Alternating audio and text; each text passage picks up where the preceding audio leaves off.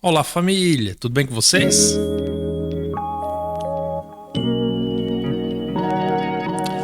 Comigo está tudo ótimo, graças ao nosso Deus. Estamos começando mais um vídeo de estudo das profecias. Hoje entraremos em um capítulo muito bacana de se estudar, porque tem muitos símbolos, traz algumas polêmicas, mas você vai ver que à luz da Bíblia é muito compreensível o que o livro do Apocalipse diz. Estamos falando de Apocalipse no capítulo 13. Começaremos a falar das bestas que o livro do Apocalipse descreve.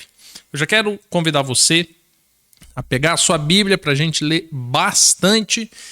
Deixe o seu like nesse vídeo, eu tenho certeza que você vai gostar. Se inscreva no canal. Se você puder, se torne membro. Você se tornando membro ajudará muito o canal a continuar crescendo e alcançando mais pessoas ainda. Tá bom? Família, dito isso, vamos lá. Apocalipse capítulo 13. Só que note, como nós estamos estudando verso por verso, o capítulo 13, na verdade, não começa no capítulo 13. O capítulo 13 começa no capítulo 12, no verso 18, que diz bem assim: E o dragão parou sobre a areia do mar, e eu vi subir do mar uma besta que tinha 10 chifres e 7 cabeças. Sobre os seus chifres haviam 10 diademas, e sobre as suas cabeças um nome de blasfêmia. A besta que vi era semelhante ao leopardo, com pés como os de urso, a boca como a de leão, e o dragão deu-lhe o seu poder e o seu trono e grande autoridade. Bem, aqui começa, né, os símbolos. Quando eu falei que o capítulo 13 começava no capítulo 12, é porque você tem uma sequência histórica da narrativa. No capítulo 12 nós vemos a mulher dando à luz a um filho, e esse filho era Jesus. A mulher nós vimos que era a nação de Israel, com o seu sistema de santuário, seu sistema de governo, as 12 tribos e tudo mais. De repente, Jesus cumpre o seu papel e sobe ao céu. E então é dito que começaria então um período de 1260 anos, que nós já estudamos esse período, algumas partes dele, quando fala de tempo, tempos e metade de um tempo, quando fala de 3 dias e meio, quando fala de 3 anos e meio, quando fala de 1260 dias, quando fala de 42 meses, todas essas referências diz respeito ao mesmo período profético. E no capítulo 12 é dito que, em um determinado momento, a mulher que deu à luz a Cristo, ela vai para um deserto, aonde ela fica lá por 1260 anos. E então é mencionado que agora a mulher, ela ficou nesse deserto e o dragão foi atrás dos remanescentes dela. Por quê? Porque os remanescentes não ficaram nela, os remanescentes saíram dela, os remanescentes estavam espalhados pela terra. E no capítulo 12 diz que quem são esses remanescentes são justamente aqueles que guardam os mandamentos de Deus e carregam também o testemunho de Jesus. Perfeito. E então é dito que o dragão ele para sobre a areia do mar, e quando ele para sobre a areia do mar, então começa essa visão do capítulo 13, que João vê uma besta subindo de lá. Quando nós estudamos Daniel no capítulo 7, nós descobrimos que bestas é uma referência a poderes políticos. E aí nós descobrimos também que esses poderes políticos eles podem ser também poderes religiosos.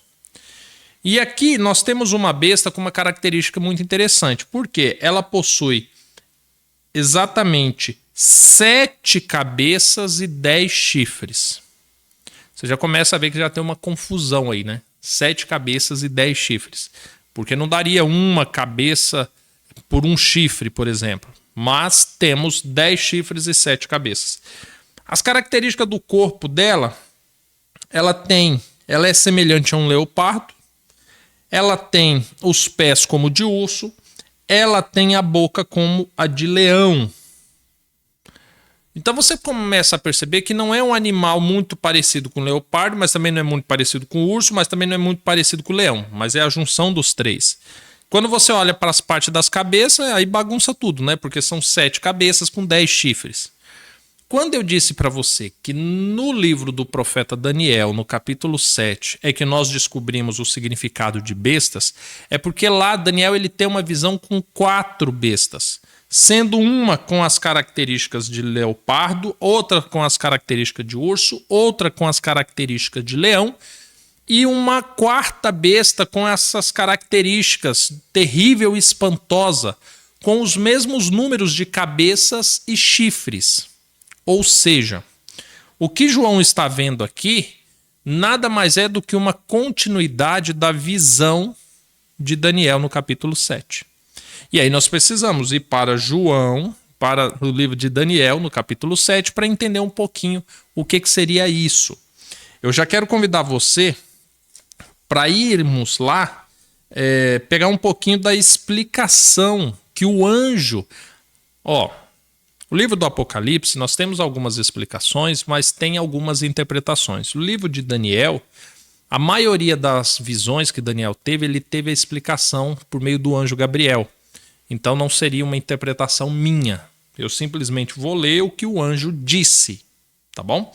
E ele diz assim, no capítulo 7, no verso 23. Disse-me ele, o quarto animal... que é a quarta besta, será o quarto reino na terra. Uma coisa interessante. Assim como João viu sair das águas do mar, ele ficou na areia, né? O dragão foi até a areia e ele viu sair do mar. Os 4 animais de Daniel 7 também saem do mar. Por que eu estou falando isso? Porque eles têm um início muito semelhante. Já a segunda besta do livro do Apocalipse, ela não sai do mar. Então grava esse detalhe. E aí é dito assim, o quarto reino na terra, o qual será diferente de todos os reinos e devorará toda a terra, e pisará aos pés e a fará em pedaços. Ou seja, esse quarto reino ele será diferente de todos os outros. Quando você estuda o capítulo 7, o anjo Gabriel ele dá a revelação a João de quem são esses 4 reinos. O primeiro reino que o anjo identifica é o reino de Babilônia. O segundo reino que o anjo Gabriel identifica é dos Medo-Persas. O terceiro reino que o anjo Gabriel identifica é da Grécia. E o quarto reino que o anjo Gabriel identifica é o Império Romano. Só que note que o Império Romano ele vai estar dividido em 2 bestas, digamos assim, ou uma besta em 2 fases. E depois disso não há outro animal. Simplesmente não tem um quinto animal de origem totalmente diferente. Ou seja, essa besta do livro do Apocalipse está relacionado com Roma e a segunda besta do Apocalipse também. Mas olha só a continuidade da leitura. No verso 24 agora. Quanto aos 10 chifres, lembra que nós lemos 10 chifres, 7 cabeças? Quanto aos 10 chifres, daquele mesmo reino se levantarão 10 reis. Roma, em um determinado momento, ela se divide, ela cai. E ali, quando é dividida em 10 reinos, é muito conhecido, você pode pesquisar isso no Google, por exemplo, ou se recordar um pouquinho das aulas de história, que são as famosas 10 tribos bárbaras. Então aqui nós temos essa narrativa, Império Romano integral, de repente o império se divide em 10. Só que olha só a sequência. E depois desses, ou seja, depois de já haver tido essa divisão, se levantará outro, o qual será diferente dos primeiros e abaterá a 3 reis. Ou seja, o Império Romano foi dividido em 10. Aqui está dizendo que vai surgir um rei que é diferente deles e que vai derrubar 3. Quando nós olhamos para a história, é fácil identificar isso. Por quê?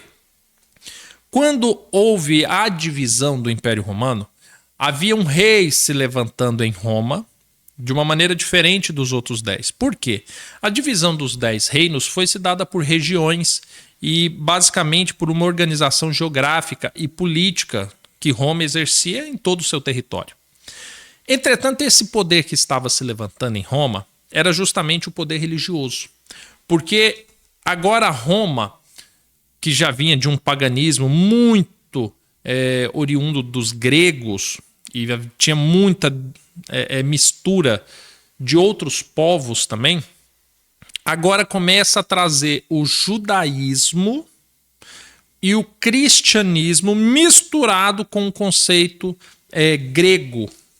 Diego, como assim? Que bagunça. Será que foi isso mesmo? Só para que a gente tenha um estudo um pouquinho mais profundo, deixa eu mostrar para você como é que é essa junção. O cristianismo que Roma trouxe, ele traz o conceito judaísmo, o conceito do cristianismo e o paganismo grego. Como é que funciona? Quando nós falamos do judaísmo, o que a igreja romana trouxe do judaísmo? Conceito de templo, hierarquia sacerdotal, ou seja, você tem uma classe distinta do povo que ministra a favor do povo e intercede diante de Deus. Então você tem na igreja romana, basicamente, substituindo os sacerdotes, os levitas, você tem a classe dos padres ou dos pais. Por que pais? Porque em latim, padre significa pai e papa significa papai, ou seja, é uma forma mais carinhosa.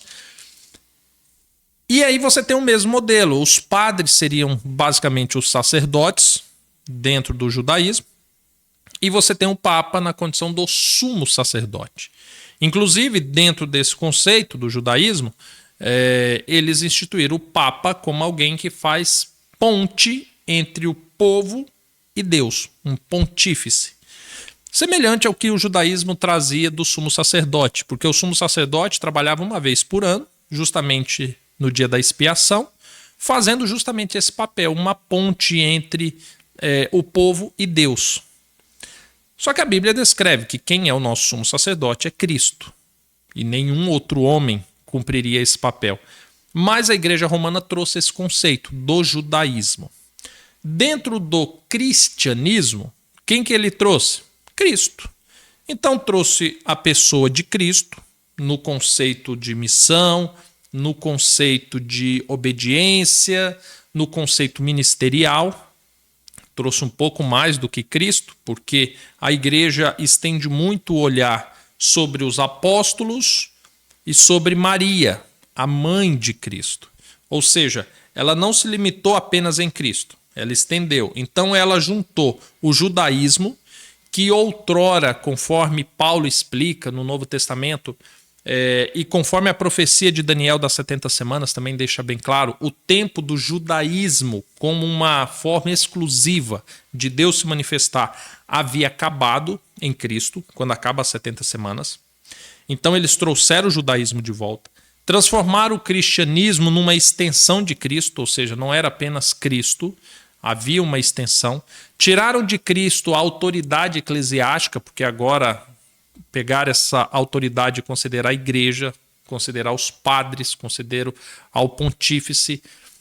Tiraram o conceito de Cristo e do Espírito Santo como um intermediador, porque agora os pecados que outrora Cristo ensinou que deveria ser confessado ao Pai por meio do Espírito Santo, agora a igreja diz que tem que ser confessada a ela, a um padre, que esse vai rogar pelos perdões, esse que vai dar uma penitência pelos pecados. Então, juntou esse conceito de Cristo, mas foi muito além dele. E quando nós falamos a respeito do paganismo grego, trouxe o conceito de mitologias. Os mitos gregos são muito famosos. Pegou a mitologia grega e trouxe também para essa religião. Peraí, Diego, mas dentro do cristianismo romano nós não temos Poseidon, nós não temos Eros, nós não temos Zeus, nós não temos esses ídolos, nem esses deuses, nem esses titãs? Como é que você fala um negócio desse? É simples, porque a igreja romana não chama eles de deuses, chamam eles de santos. Então você tem um santo que é do mar, você tem um santo que é de relacionamentos, você tem um santo que é do amor, você tem um santo casamenteiro, você tem um santo dos navegantes, você tem um santo para cada coisa, conforme a mitologia grega propunha. Então, agora você tem a criação de uma igreja que ela traz judaísmo, que era muito forte essa vertente em parte do reino que Roma governava. Ela trouxe o cristianismo, que também havia uma expansão muito grande por todo o território. E ela trouxe a mitologia grega, que trazia também grande influência do seu território, porque o reino que antes governava o mundo anterior a Roma era justamente a Grécia. E agora, eis que surge a Igreja Apostólica Romana, trazendo toda essa junção. E quando ela se levanta, não é todos as 10 tribos que aceitam a influência dela nos seus territórios. Por quê? Porque ela trazia governabilidade sobre o povo, ela trazia medo sobre o povo, ela submetia o povo aos seus desígnios.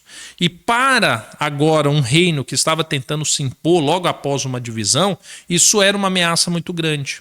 Então houve pelo menos 3 tribos que resistiram a essa influência da igreja. Mas o Império Romano acreditava que a igreja seria uma forma de manter o império unido e continuar a sua governabilidade por meio da religião. Por isso, as outras 7 tribos se levantam contra essas 3 e derrubam essas 3. E isso está na história. E agora, então, após derrubado essas outras 3 tribos bárbaras, eis que agora a Igreja Apostólica Romana ela se torna oficial em toda a extensão romana, conforme nós acabamos de ler aqui no verso 24. E aí continua no verso 25 dizendo assim: proferirá palavras contra o Altíssimo, destruirá os santos do Altíssimo e tentará mudar os tempos e as leis. E eles serão entregues nas suas mãos por um tempo e tempos e metade de um tempo. Tirando a prova do 7, agora nós temos aqui que esse período da Igreja Apostólica Romana, desde o seu início, nessa sua primeira fase, duraria os 1260 anos também. Então ele se encaixa no mesmo período da mulher no deserto, das 2 testemunhas, da primeira besta e aqui de Daniel no capítulo 7. Trata-se da mesma narrativa profética. E aqui é dito que a igreja ela proferirá palavras contra o Altíssimo, como de fato fez. Essa junção do judaísmo, cristianismo e do paganismo grego trouxe muitas ofensas a Deus, porque tirou Deus do seu devido lugar, tirou Cristo do seu devido lugar, tirou os ordenamentos de Deus do seu devido lugar e simplesmente bagunçou isso. Tirou a autoridade de Deus sobre o povo e colocou toda sobre a igreja. Então, de fato, ela fez isso. Aqui é dito que destruiria os santos do Altíssimo. A igreja promoveu o que hoje nós conhecemos de cruzadas. A igreja tinha o seu próprio exército, chamado de Cavaleiros Templários, que significa Cavaleiros do Templo, e esses perseguiam, travavam guerras em nome da igreja, perseguindo todos aqueles que se opunham aos ensinamentos da igreja. Isso é histórico também. Aqui é dito que eles tentariam mudar os tempos e a lei. Quando nós falamos em mudanças de tempos, tem pelo menos 2 conceitos que são incontestáveis. Biblicamente, a Bíblia, desde o livro de Gênesis, quando Deus termina a criação, ele coloca o sábado como um dia de santificação. Quando você chega no Êxodo, Deus coloca uma lei para toda a nação fazer uma aliança com ele e coloca como 4º mandamento lembrar do dia de sábado para santificar. Quando você chega em Cristo, Cristo deixa abertamente a afirmação de que ele não veio mudar a lei, nem os tempos, e que ele seria senhor também do sábado. E você tem, em um determinado momento, a igreja mudando esse conceito da santidade desse dia e passando para o domingo. Por que que a igreja fez isso? Só por implicância? Não. Entenda que o conceito do dia de adoração havia um problema, porque ela era muito forte entre os judeus. Mas entre os gregos havia o dia do sol. Então havia a adoração a um deus nesse dia. Então, para a maior parte do império, o dia que era dedicado a uma santificação, a uma idolatria, a um descanso, não era o sábado judaico, mas sim o domingo grego. E por causa disso, como estava misturando tudo, criando uma religião extremamente populista, por isso que fala que sai do mar, de grandes águas, de grandes povos, eis que agora o domingo é alterado. Esse seria o primeiro conceito dessa mudança de tempos. A outra mudança se daria justamente quando a igreja, por meio do padre Gregório, propõe uma mudança na contabilidade dos dias. Então nós saímos de um calendário que um pouco antes era o calendário juliano e entramos agora no calendário gregoriano, que é o que prevalece na maior parte do mundo até hoje, proposto também pela igreja. Aonde nós saímos de uma quantidade de dias por ano, de uma forma de ter um marco específico dessa contabilidade e adentramos nessa contabilidade proposto pelo padre Gregório. Tudo isso com a autoridade da igreja. Quando fala em mudaria as leis, nós também temos a mudança daquilo que Deus chama de mandamentos. Então, Deus instituiu dentro da sua aliança, quando você procura mandamentos e leis, você vai achar a lei judaica como referência. E aí, ali dentro dessa lei judaica, você tem os 10 mandamentos e você tem outras ordenanças. Quando você chega na Igreja Apostólica Romana, eles mudaram esses mandamentos. Então, um dos mandamentos, por exemplo, diz assim: não farás para ti imagens de escultura e nem lhe prestará cultos. A igreja, ela vive da venda de santos, de ídolos, de estátuas de gesso, de madeira, de tantos outros materiais. Como que seria a igreja falando de mandamento e fazendo isso? Então, esse mandamento foi substituído. Quando você tem um mandamento da cobiça dentro do ordenamento judaico, dentro agora das leis católicas, você tem a cobiça dividida em outros 2 mandamentos. O mandamento do sábado, que seria o 4º mandamento, ele também é substituído por domingos e festas. Então, de fato, tanto da lei da aliança quanto o restante da lei, questão de sacrifício, questão de prestação de culto, hierarquia eclesiástica e tantos outros conceitos legais, a igreja também mudou. Mais uma vez, deixando explícito que os tempos descritos aqui em Daniel 7, lá em Apocalipse 13, foram precisos.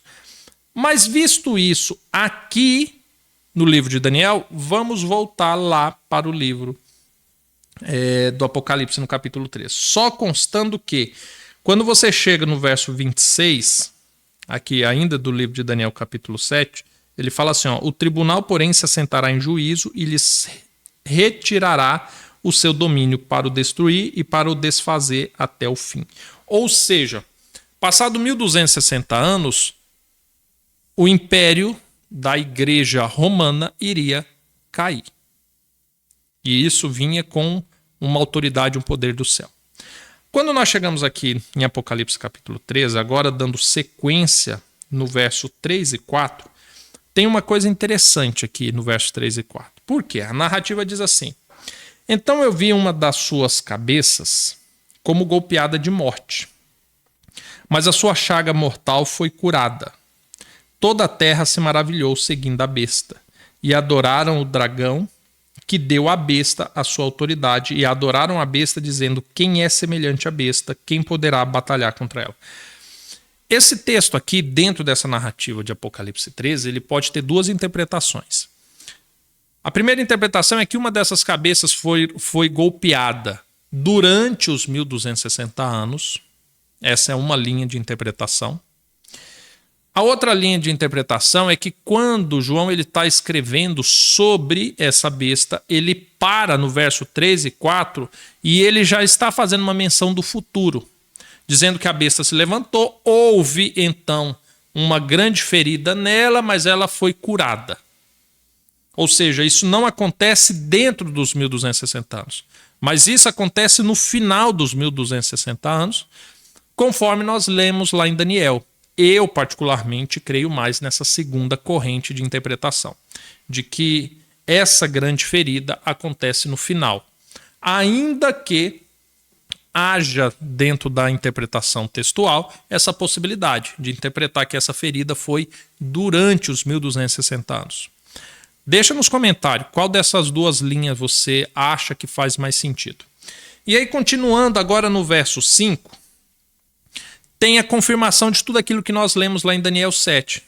Olha só, foi-lhe dado uma boca para proferir arrogâncias e blasfêmias. Lembra que lá também houve blasfêmias contra Deus? E foi-lhe dada também autoridade para continuar por 42 meses. 42 meses. Multiplicado por 30 dias em cada mês, que é os meses proféticos que a Bíblia nos ensina, daria 1260 dias, ou 1260 anos, conforme nós já lemos. Verso 6. E abriu a sua boca em blasfêmia contra Deus. Lembra?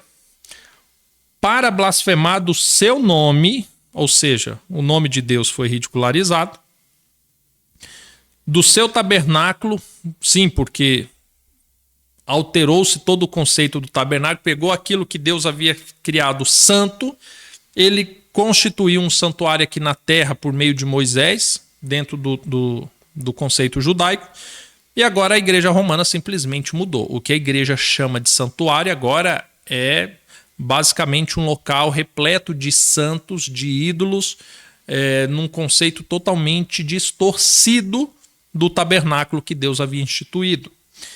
E daqueles que habitam no céu. Quando fala que blasfemou a respeito dos que habitam no céu, a blasfêmia, nós aprendemos com Cristo, que ela é muito relacionada a você instituir poder, autoridade, a quem não tem, ou destituir poder e autoridade a quem tem. Então aqui quando fala que houve uma blasfêmia contra os que habitam no céu, é porque a igreja faz isso até hoje. Ela diz que os santos, conforme a prerrogativa dela, estão no céu, sem que elas saibam se está ou não está. E de contrapartida, minimiza aqueles que de fato estão no céu, conforme a Bíblia descreve. Durante os 1260 anos, por exemplo, os hereges que a igreja perseguiu foi justamente aqueles que se opunham aos seus ensinamentos. Mas se opunham aos ensinamentos da igreja não era porque eram rebeldes, mas é porque seguiam os ensinamentos de Deus. E por isso a igreja os perseguiu. Ou seja, ela faz essa inversão acerca daqueles que habitam ou não habitam no céu, trazendo blasfêmia contra eles. No verso 7 diz assim: foi também lhe permitido fazer guerra aos santos e vencê-los, conforme foi dito lá no livro de Daniel, por 1260 anos. Eles perseguiram, fizeram cruzadas e venceu. Perseguiu os cristãos, matava os cristãos, pendurava os cristãos em praça pública. Tudo isso aconteceu. E foi-lhe dado poder sobre toda a tribo, língua e nação, conforme de fato aconteceu. E todos os que habitam sobre a terra a adorarão, conforme aconteceu. Esses cujos nomes não estão escritos no livro da vida do Cordeiro, que foi morto desde a fundação do mundo. Ou seja, todos aqueles que reconhecem a autoridade da igreja romana, todos aqueles que adoram, que servem, que prestam cultos por meio dela, estão contados entre aqueles que seus nomes não se encontram no livro da vida. Isso é sério. É sério, sabe por quê? Porque eu tenho muitas pessoas que estão assistindo esse vídeo que são católicos. E que na simplicidade, num ritual que vem de gerações dentro da própria família, numa tradição adquirida, naturalmente não consegue enxergar a igreja com esses olhos. Mas é exatamente o que a Bíblia descreve, porque ela se levanta, ela engana, ela atrai as grandes massas, Mas Deus deixa bem claro, o espírito dele não se encontra ali. E agora no verso 9 e 10 é dito o seguinte: se alguém tem ouvidos, ouça. Se alguém deve ir para o cativeiro irá. E se alguém deve ser morto à espada, é necessária que a espada seja morto. Nisso repousa a perseverança e a fidelidade dos santos. Esse verso, ele traz dupla interpretação. A primeira interpretação seria para os santos. Se tiver designado a um santo, alguém que serve ao Senhor, que seja morto, que se disponha a morrer. Tem que ir a cativeiro? Que vá a cativeiro. Nisso repousa a perseverança dos santos. Ou seja, se existem condenações previstas por seguir a palavra do Senhor, que façamos isso de cabeça erguida. Mas também tem o lado desta igreja. Por quê? Porque quando ela termina essa narrativa dos 1260 anos, é dito de ir a cativeiro e ser morto à espada. A igreja perseguiu a muitos, matou a muitos e levou muitos a cativeiro. Curiosamente, esses 1260 anos, ela vai terminar ali praticamente no início do século XVIII, em 1798, para ser mais preciso, quando o Papa Pio VI ele é aprisionado pelas forças francesas e ele vai para cativeiro. E naquele momento que ele vai em cativeiro, em 1798, ele morre no ano seguinte em cativeiro. A igreja agora recebeu uma grande ferida, porque ela perde a sua autoridade, ela perde o seu domínio, ela perde territórios, ela perde um líder derrotado em guerra.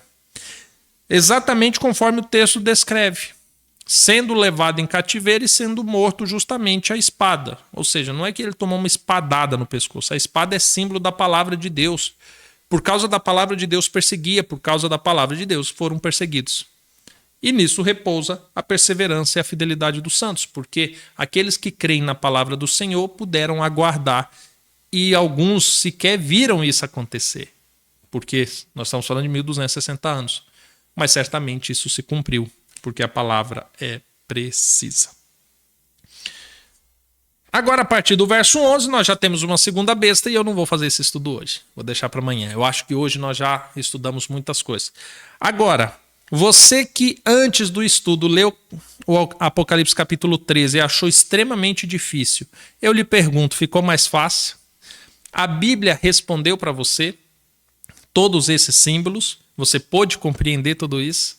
Deixa aí nos comentários. Desde já, eu agradeço por você ter me feito companhia. Espero que tenha lhe ajudado muito e eu espero encontrar você no próximo vídeo. Não esqueça de curtir o vídeo, se inscrever no canal. Se você puder se tornar membro, que maravilha. Compartilhe com quem ama estudar a palavra do Senhor também. E nós nos veremos num próximo estudo. Até mais, família. Tchau, tchau.